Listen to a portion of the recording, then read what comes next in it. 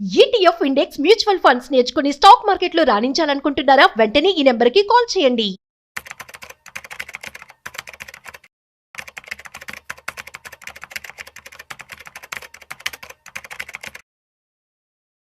నమస్తే, welcome back to Suman TV. Present మనతో పాటు ఉన్నారు స్టాక్ మార్కెట్ అనలిస్ట్ సుందరామరెడ్డి గారు.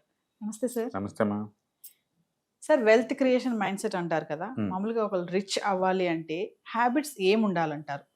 అసలు క్రియేషన్, వెల్త్ క్రియేషన్ అంటే మన సంపాదన అనేది మన మైండ్ సెట్ ఎలా అనుగుణంగా ఉండాలి అంటే ఏం చెప్తారు? బేసికల్గా మనిషికి డిజైర్స్కి, నీడ్స్కి, నెసెసరీస్కి ఇటు మధ్య మధ్య డిఫరెన్స్ ఎప్పుడు నడుస్తూనే ఉంటుంది. ఫర్ ఎగ్జాంపుల్, ఇప్పుడు బేసిక్ నీడ్స్ ఉందనుకోండి, అంటే ఫుడ్స్, క్లోత్స్, షెల్టర్, వీటిలో ఉందనుకోండి, ఎవరైనా అవి అవి అవి అవి అవి ఉంటాన్ని మనం రిచ్ అనలేము, అవి బేసిక్ నీడ్స్ కాబట్టి. బట్ అదే టైంలో నేను టూర్కి వెళ్దాం అనుకుంటున్నాను, ఒక మూవీకి వెళ్దాం అనుకుంటున్నాము, అవి డిజైర్స్, అవి కంపల్సరీ ఏం కాదు కదా. అందుకని ఏటిని నువ్వు కంట్రోల్ చేసుకోవాలి, ఏటిని కంట్రోల్ చేసుకోవాలో మన క్లారిటీ ఉండాలి. ఇప్పుడు ఎగ్జాంపుల్, ఒక చిన్న హ్యాబిట్ నువ్వు కంట్రోల్ చేసుకుంటే ఏం జరుగుతుందో చూద్దామండి. నేను ఇప్పుడు మారుతి చెప్తున్నాను ఎగ్జాంపుల్ కింద. అండ్ 2003లో కనుక మారుతి కారు, అప్పట్లో మారుతి 800 కారు కనుక మనం చూసుకుంటే ఆల్మోస్ట్ దాని రేటు 2,10,000 ఉంది అప్పట్లో. ఏది 2003లో కనుక అప్పుడు కనుక తీసుకుంటే, ఒకవేళ అది 2,10,000 నీ చేతిలో క్యాష్ ఉంది, ఒకళ్ళు మారుతి తీసుకున్నారు, Maruti car full comfort, next 20 years కారులో ఫ్యామిలీని అటు ఇటు తిప్పుకోవచ్చు, ఎంజాయ్ చేసుకోవచ్చు. రెండో అతను కూడా చేతిలో 2.1 crore ఉందనుకుంటా, 2.1 lakh చేతిలో ఉందనుకుందాం. ఓకే, అతను ఇన్స్పైట్ ఆఫ్ కారు కొనే బదులు కారులో కనుక ఇన్వెస్ట్ చేసి ఉంటే, మారుతి కారు అప్పట్లో 125 రూపీస్ ఉంది ఒక షేరు, అందులో కనుక పెట్టారనుకోండి, అంటే ఇన్ని సంవత్సరాల తర్వాత, ఇప్పుడు మన 2025లో ఉన్నట్టు ఊహించుకోండి, ఆ కారు సెకండ్ హ్యాండ్ దాన్ని అమ్మామనుకోండి, ఇప్పుడు 20,000-30,000 ఇస్తారు. బట్ ఇన్ని సంవత్సరాలు ఫుల్ ఎంజాయ్ చేసి ఉంటావు. ఈజ్ ఇట్ నెసరీ అంటే మీరు మేబీ కార్ని ట్రావెలింగ్ కోసం వాడి ఉంటే అది నెసరీ, నీకు మనీ బోల్డ్ వచ్చి ఉంటుంది. అలా కాకుండా కంఫర్ట్ కోసం వాడామనుకోండి, మీ ఫ్యామిలీ మొత్తం కంఫర్ట్గా ఫీల్ అయి ఉంటుంది. అంటే షార్ట్ టర్మ్లో కంఫర్ట్ కోసం లాంగ్ టర్మ్ వెల్త్ క్రియేషన్ ఆపేయటం, అదనమాట. నీ కారు కావాలనుకుంటే, ఎవరైతే కారు వద్దనుకుని డబ్బుల్ని కనుక 125 రూపీస్ దగ్గర మారుతిలో పెట్టున్నారనుకోండి, ఇప్పుడు దాని వర్త్ ఎంత అంటే, అప్పట్లో 125 షేర్స్ కనుక ఉంటే మొత్తం మీకు 1,680 షేర్లు వచ్చినాయి. అండ్ ఇప్పుడు కరెంట్ ప్రైస్ మనం చూసాం అనుకోండి, 16,000 రూపాయలు ఉంది ఈ షేరు, దగ్గర 2.7 crore అయింది. ఓకే, అంటే కారు కొంటే మిగిలింది 20,000 20 years తర్వాత. అంటే కారులో కంపెనీలు ఇన్వెస్ట్ చేసుకుంటే మీకు వచ్చింది ఎంత? 2.7 crore వస్తుంది. కాబట్టి ఏటిని నెససరీ అవుతుంది, ఏటిని వాంట్స్ లేదా డిజైర్స్ కంట్రోల్ చేసుకోవాలనేది మీకు క్లారిటీ ఉండాలి.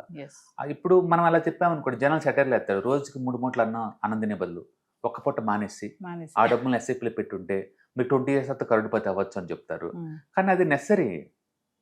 వాటిని మానుకోమని మనిషినుడు ఎవరు మీకు అడ్వైజ్ ఇవ్వరు. లేదా పత్తి పండగని పోస్ట్ పోన్ చేసుకొని ఆ డబ్బులను తీసుకెళ్ళి ఎస్ఐపీలో పెట్టుకొని 20 years కరోడ్పతి అవ్వండి అంటారు. అవి నెసరీ, దాన్ని పోస్ట్ పోన్ చేసుకుని ఎవరు అనరు. అందుకని మీకు క్లారిటీ ఉండాలి, ఆ లైన్ తెలిసి ఉండాలి, ఏటిని నెసరీయో ఏటిని నెసరీ కాదు పోస్ట్ పోన్ చేసుకోవచ్చు, మీకు క్లారిటీ ఉండాలి. అందుకని సాధ్యంత వరకు మీ వాంట్స్, డిజైర్స్ మొత్తాన్ని పోస్ట్ పోన్ చేసుకొని కనుక ఫస్ట్ వెల్త్ క్రియేషన్ మీద ఫోకస్ చేశారనుకోండి, అది ఇంకా ప్రొడ్యూస్ చేస్తూ ఉంటుంది. ఇప్పుడు నాకు 2 కోట్ల అది కారు కొనే బదులు దాంట్లో పెట్టామనుకోండి, ఇప్పటి నుంచి కొన్ని తరాల వరకు కారులో తిరగచ్చు కదా ఇంకా. ఎందుకంటే ఆ 2 crores నుంచి నీకు ఎవ్రీ మంత్ 2 lakh వస్తూ ఉంటుంది. మంత్లీ ఒక కారు కొనుక్కోవచ్చు కదా నువ్వు కావాలంటే ఇంకా జీవితకాలం. అందుకని మీరు ఇనిషియల్గా లైఫ్ డెవలప్ అయ్యేటప్పుడు తక్కువ డబ్బు ఉన్న వాళ్ళందరూ కూడా లేదు, అంటే సేవింగ్స్ చేసుకుంటూ దాన్ని బాగా వెల్త్ క్రియేట్ అయ్యే చోట ఇన్వెస్ట్ చేసుకోవడం చాలా బెటర్ అనమాట. తక్కువ డబ్బు ఉన్నప్పుడు ఈ కార్లు కొంటాలు అన్నెసరీ అమౌంట్ని మీరు దాన్ని పెట్టకూడదు అనమాట. అది అందుకని మీకు నెసెసిటీకి అన్నెసరీకి తేడా తెలిసి ఉండాలి క్లారిటీగా. అంటే ప్రతి అకేషన్ పోస్ట్ పోన్ చేసుకోమని మేము అనగానే, ఎండ్ ఆఫ్ ది హ్యూమన్స్లో ఎసెట్స్ ఏంటంటే ఓల్డ్ ఏజ్కి వచ్చిన తర్వాత మెమరీసే. ఒక ఓల్డ్ ఏజ్, ఒక 60 years వాళ్ళకి అప్పటికి ఆస్తులు ఏంటి ఏంటంటే మెమరీసే ఉంటాయి. అందుకని గుడ్ మెమరీస్ ఉంటూ అందరికి ఇంపార్టెంట్. బట్ అట్ ద టైంలో దానివల్ల మన లైఫ్ కంఫర్ట్గా ఉండాలి తప్ప కష్టపాలు అవ్వకూడదు అనమాట. కాబట్టి ఫస్ట్ వెల్త్ క్రియేషన్ మీద ఫోకస్ చేసుకోండి. అట్లీస్ట్ ఈచ్ వన్ ఒక 1 crore వర్త్ ప్యాసివ్ ఇన్కమ్లా పెట్టుకున్నారనుకోండి, మంత్లీ 1 lakh వస్తూ ఉంటుంది కాబట్టి లైఫ్ కట్టడం చాలా ఈజీ అయిపోద్ది. అది క్రియేట్ కాకముందు మీరు డిప్రిసియేషన్ అసెట్స్ క్రియేట్ చేస్తున్నారనుకోండి, దానివల్ల లైఫ్ చాలా స్ట్రగుల్ అవుతుంది అనమాట. అందుకని మీరు లైఫ్ స్టైల్ని బ్యాలెన్స్ చేసుకుంటూ ఉండాలి. మనం చూసాం, మనం ఎవరికైనా అడ్వైజ్ ఇచ్చానుకోండి, బెస్ట్ మీరు మంత్లీ 2,000-3,000 దీంట్లో పెట్టుకోమని వాళ్ళు చెప్తారన్నమాట, సిగరెట్లు మానండి, ఆ డబ్బుని మ్యూచువల్ ఫండ్లో పెట్టండి. అవును, కరెక్టే, అది దానివల్ల అది నెసరేం కాదు. అది ఫుడ్ అయితే కాదు కదమ్మా, Yes.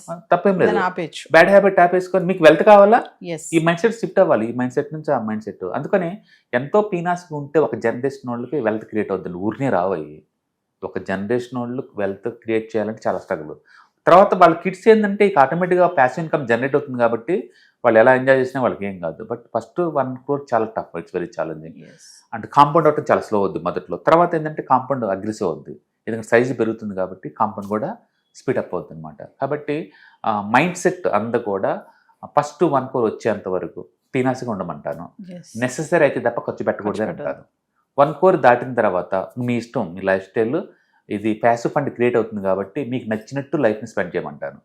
కాబట్టి ఏదన్నా మీ కోరిక ఉంటే కారు కొంటాం, ఇల్లు కొంటాం, ఇంకోటి టూర్కి వెళ్తాం, ఇవన్నీ తప్పు కాదు. కానీ ప్యాసివ్ ఫండ్స్ రాకుండా ఖర్చు పెట్టడం తప్పది.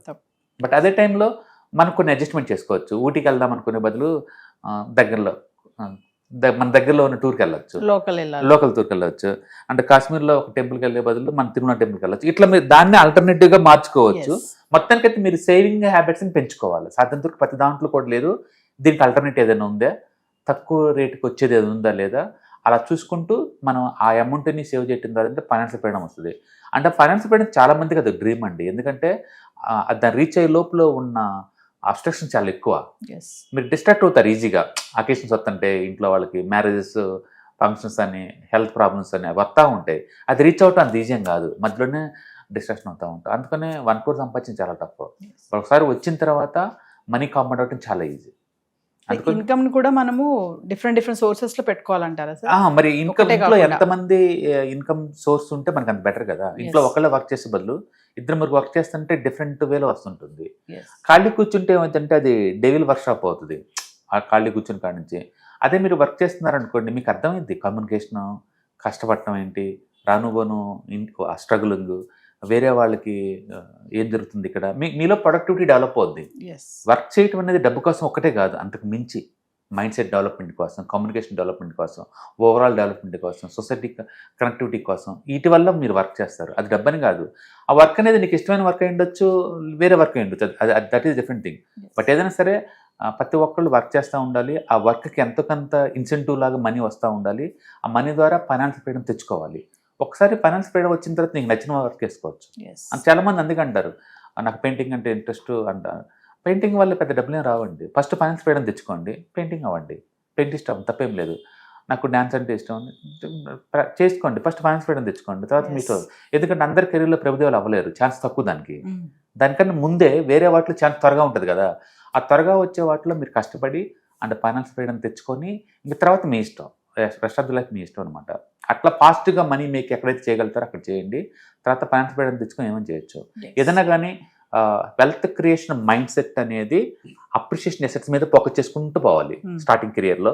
అంటే డిప్రిషియేషన్ ఎసెట్స్ మీద ఫోకస్ చేయకూడదు, ఎందుకంటే అది వెల్త్ తగ్గిస్తుంది కాబట్టి. ఓకే, ఫ్యామిలీ మొత్తం ఒక గ్రూప్ లాగా డిస్కస్ చేసుకుంటూ మన వెల్త్ ఎలా క్రియేట్ అవుతుందో ఫోకస్ చేసుకోవాలి. అన్ఫార్చునేట్లీ సొసైటీలో ఏమొద్దంటే మేలంగానే కొంచెం ఈగో ఇష్యూస్ ఉంటాయి, డిస్కస్ చేయడు ఫ్యామిలీతోటి. అందుకని ఫ్యామిలీకి వాళ్ళకి మధ్య గ్యాప్ వస్తుంది. అండ్ అతను ఏం చేస్తున్నాడు, ఫ్యామిలీ చెప్పడు. నిజం చెప్పండి, అతను కూడా ఫ్యామిలీ కోసం కష్టపడుతుంటాడు కానీ చెప్పేసి అక్కడ గ్యాప్ వస్తుంది అనమాట. వీళ్ళు ఏదో శారీ అడుగుతారు, ఏం ఖర్చు దండగా అంటాడు, ఎక్స్ప్లెయిన్ చేయడు. ఇలా ఫండ్ క్రియేట్ చేస్తున్నాం మన ఫ్యామిలీ కోసం, ఇది తర్వాత ఎంజాయ్ చేయడం కోసం ప్రస్తుతానికి పోస్ట్పోన్ చేసుకుని చెప్పడు. బట్ ఆ ఈగో ఇష్యూస్ పక్కన పెట్టేసి ఫ్యామిలీతో గుడ్ బ్యాడ్ వరస్ట్ డిస్కస్ చేయడం ద్వారా ఏంటంటే కమ్యూనికేషన్ గ్యాప్ ఉండదు. ఫ్యామిలీ మొత్తం ఒక యూనిట్లో కష్టపడితే అది రీచ్ అవడం చాలా ఈజీ అనమాట. అందుకని మీరు ఏదైనా మ్యూచువల్ ఫండ్స్ ఇలాంటిది ఇన్వెస్ట్ చేసేటప్పుడు ఫ్యామిలీ మొత్తాన్ని డిస్కస్ చేసేసి చెప్తే దాన్ని ట్రాక్ చేయడం ఈజీ అవుతుంది, వాళ్ళకి ఎక్స్పీరియన్స్ కౌంట్ అవుతుంది, అందరు కాంట్రిబ్యూట్ చేస్తారు. And end of the day money పెరిగే కొద్దీ వచ్చే ఆ కాన్ఫిడెన్స్ వేరే లెవెల్లో ఉంటుంది. చేతిలో 10 లక్షలు ఉన్నప్పుడు వచ్చే ఆ కాన్ఫిడెన్స్, కంఫర్ట్ వేరే అనమాట. లేనప్పుడు భయం ఉండాల్సి వస్తుంది అనమాట.